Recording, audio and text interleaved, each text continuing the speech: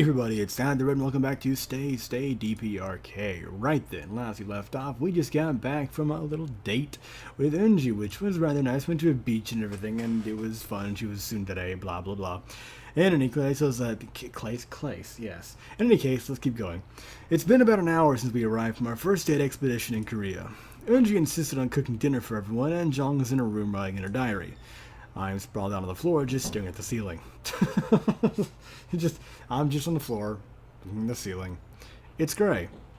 Looks like some of the roof may have a leak in the top, as I think there's some mold damage. To be honest, I'm a bit bored. I'd heard that Korea had a thriving nightlife scene. Apparently, it's on Seoul, in what Jong and Unji call the occupied area of their country. It appears my friends are from the northern half of the peninsula. Or are you just figuring this out, you dense motherfucker? And Pyongyang is anything but a nightlife paradise. Quite the opposite. There is pretty much what amounts to a curfew law here. So instead of knocking back a few of the ladies, I'm staring at the ceiling. Sighing, I figure I'll go say hi to Jong and make my way to Unji's room or knock on the door. Hey Jong, how goes the writing? Not so bad. Just trying to keep track of your trip so I can reflect on it for years to come. Not sure how to take that. That's okay. Sounds nice. Can I take a look at it? It's a stupid question. Of course not. A woman's journal is sacred. No man should be looking at it. Journal is a pretty sophisticated name for a diary. I suppose so. I guess I just like the word better. Sounds like something an adult would keep. As opposed to a high school girl depicted as being over 18. Wait. As opposed to depicted as being over 18. Is that supposed to be a poke? That seems like an awfully specific example, but I think I get where you're going. Yeah, So how can I help you? Well, I'm going to guess we're not allowed outside at night, being, well, Korea. So I was wondering what you and Unji do for fun during those times. We read, or listen to radio. Fix his hair. Yeah, I guess I could let you mess with my hair, but I doubt you'd want me anywhere near yours. Why not? The only hairstyling experience I have is from the barracks. And by that I mean giving Sunday night high and tight cuts before Monday morning formation.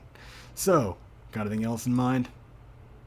We do have a couple of board games. Most are for 2 players though.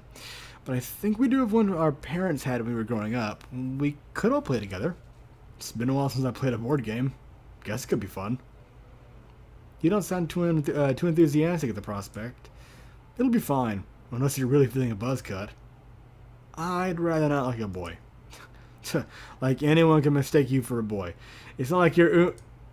It appears Unji has snuck in on us while we were talking. You better not finish that word.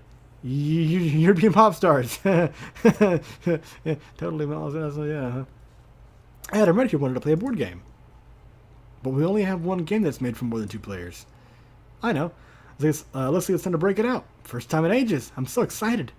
Well, the 2 of you seem pretty high on the idea. Hey, what are we playing? You never said. We'll tell you later. Let's go eat quickly so we can play. Okay. I'm curious to see where this is going to go, specifically. Unji ushers us out to go eat dinner. Mostly light fare tonight. Steamed rice with some vegetables along with the usual kimchi. Seems I get kimchi with every meal. I may end up hating cabbage after this trip. We eat in comfortable silence, and when we're finished, I have Unji clean up while Jong goes to fetch the game. While drawing, I can hear Jong humming from the other room as she sits with the game. She sounds pretty happy. Makes me smile. Board set up for whenever you're both done in there. Dibs on the original leader token. On the original leader token. Okay. You can't call dibs when we all aren't sitting in the room. Why my brain is having trouble being a brain. That's like calling shotgun before they even bring in all the weapons to choose from. I like that. That is not what calling shotgun means at all. Nope, but that's what it should mean, and I like it. Don't care. I call dibs. Fine. I swear, such a child at times. As if to emphasize Jong's point, Unji sticks her tongue at her. I walk over and see what almost looks like a familiar game to me. The board and setup appear very... I saw that first. The board instead appeared to be very much like Trumpopoly. Really. The property buying game based on purchasing overpriced hotel properties in Miami. Upon closer inspection, I find out just how different the game really is. Stay, Democratic People's Republic of Korea, the game of annexation. Oh. Oh, I see this is going. Okay. Take over leadership of countries oppressed by capitalism and convert them to the way of the one true Korea. Wow. I've seen alternate editions of Trumpopoly based on college campuses and popular movies, but this has to be the most offensive ripoff I've ever seen. As future representatives of the one true Korea, the game is vital to learning how to liberate the world from the shackles of capitalism. Not sure I can agree with that statement, but seeing as there isn't much else in the docket, tell me how to play. The money over there is called the Leader's Trust, in which he entrusts us to buy influence in the world. You roll and move your token, and when you land on a country, everyone pitches in their share. To purchase sovereign ground for your Korean embassy. When you own all the countries in the color block, you can start placing consulates. Once you have 4 consulates in a country, you can trade them in for an ambassador. When all the countries when all the countries in a color block have ambassadors, you convert them into cabals. Cabals, huh? Okay. Then comes the fun part. Oh, pray tell, what exactly is the fun part, Unji? When all the countries in a color block have cabals, you roll the Korean occupation dice against the foreign government's dice.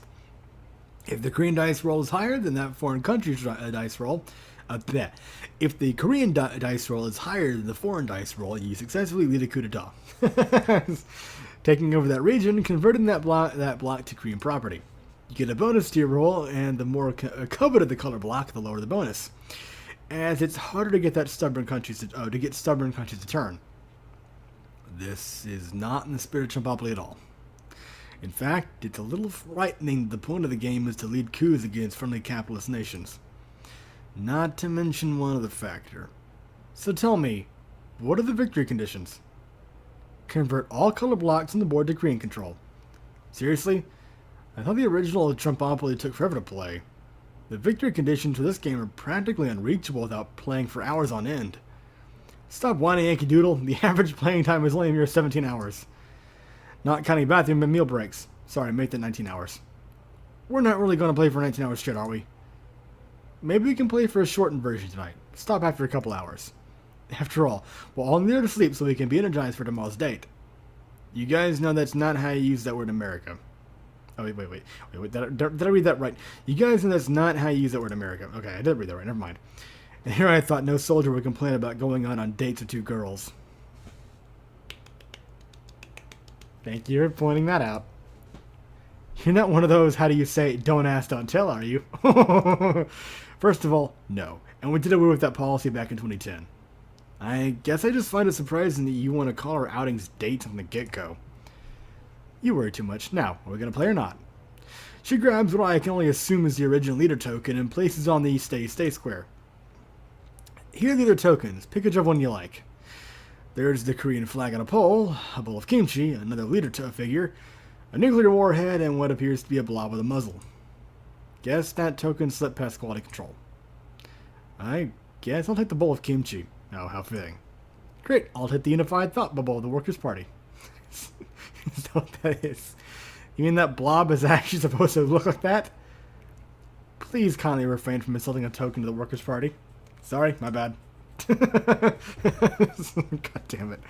We roll off to see who goes first, and Unji gets the honor. She does so and moves her token. Uruguay. Okay, everyone, chip in your share so we can secure the embassy space. This is a very interesting game. Come again? We'll have to pay? That is what the rules said, yes. We explained this earlier. The money is communal from the leader. We all have to pool in equally to get what we want in all the countries. But that means at the end of the game, we'd all have the same amount of money. Of course we will. Don't be silly. We're all equals in the eyes of the leader. Now fork over some cash, Yankee Doodle. Please drop the fucking name. Would you mind not calling me that? Yes, thank you. You are American, right? Yankee Doodle Dandy? I don't think they've even seen that in elementary school anymore. Anyway, it's my turn. And it's not Rhodesia. Everyone kick in. Did the makers of the game not know the Rhodesia's in the country anymore? How old is this game anyway? A minor detail. Besides, there aren't many of the nations nearby worth annexing. It's your turn, by the way. Okay, I'm rolling Common Worker's Chest. Oh, you get to pick a card from the red pile. Okay, then the card reads, the leader needs everyone in Sweden. Move all tokens to Sweden and pay double for anything purchased as compensation for the leader's visit to the Swedish bikini team. I don't think there really ever was a Swedish bikini team. It was just a beer commercial gag. I've heard that rumor as well, as if women would objectify themselves in small amounts of clothing for the pleasure of men. As if, right? As if, right? You're one to talk, those skirts don't leave much to the imagination. Yeah, well, it'd be better if the fucking block wasn't the way fucking shit talking. She hops up fast and a Lance Corporal trying to avoid duty. Stop looking! Purple suits you really well, Angie. Oh! I want to see. I mean, what? They're not purple, they're lavender. Why am I explaining this? Why are you feeling... Good question. It's your turn. Fucking, this game is a lot funnier than I thought it would be.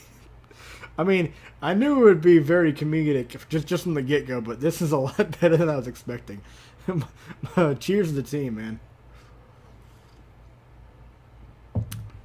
We'll continue on playing this for hours. Oh, hello. Opportunity card. Go directly to Yodok for getting intoxicated and failing to secure an embassy in Greenland. Again, I swear they put 10 of those cards in this set. And hours. How could you fail their will take over Norway, Sweden, Finland block? Those pesky Finns. It's their fault with their smoky phones and Santa Claus backing.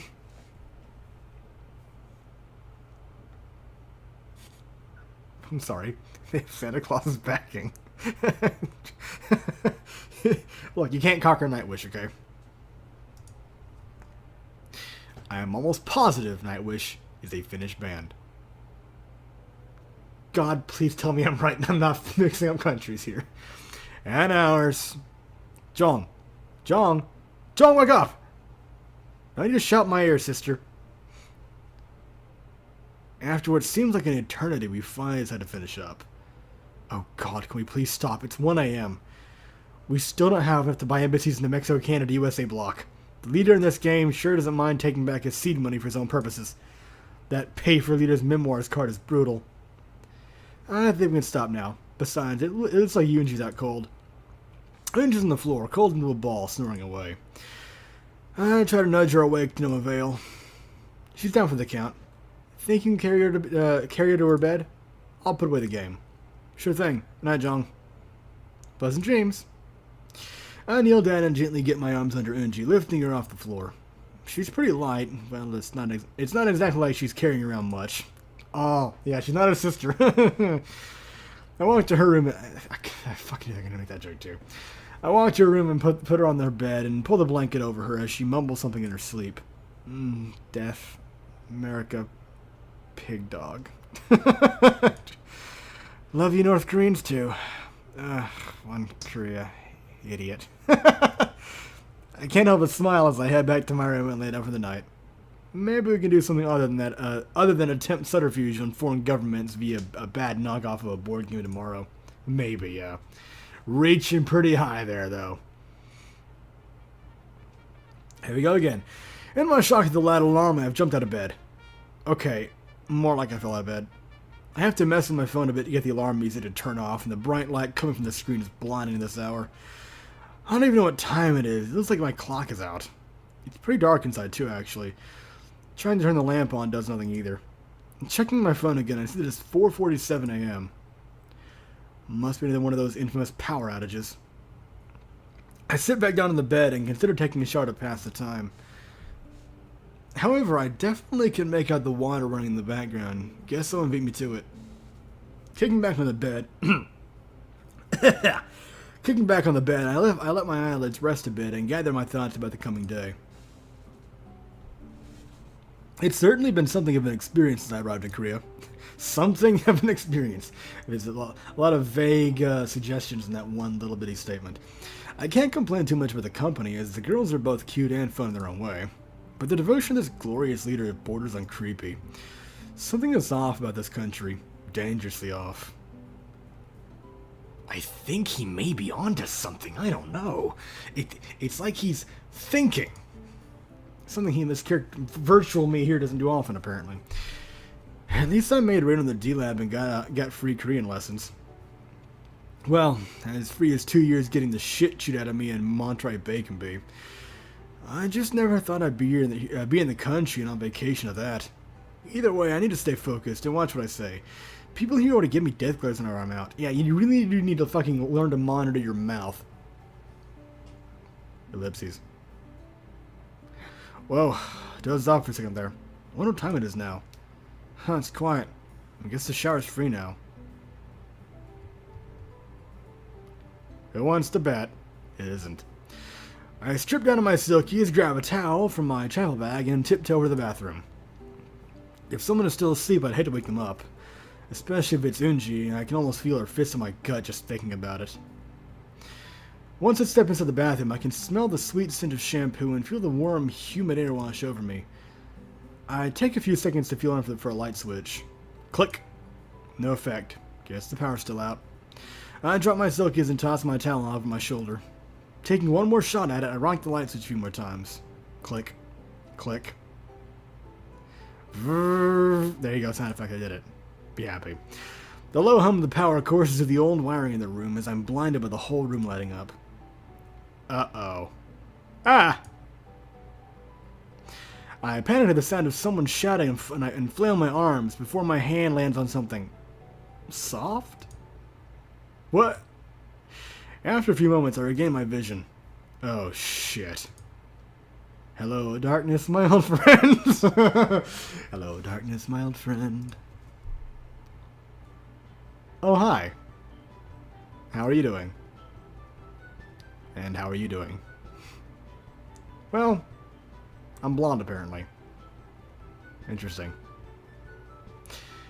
I would say good morning, but it seems you've already had one. You know what? This episode's gone long enough. I'll just end it here. Thank you very much for watching. Hope you enjoyed. We'll continue this insanity next time.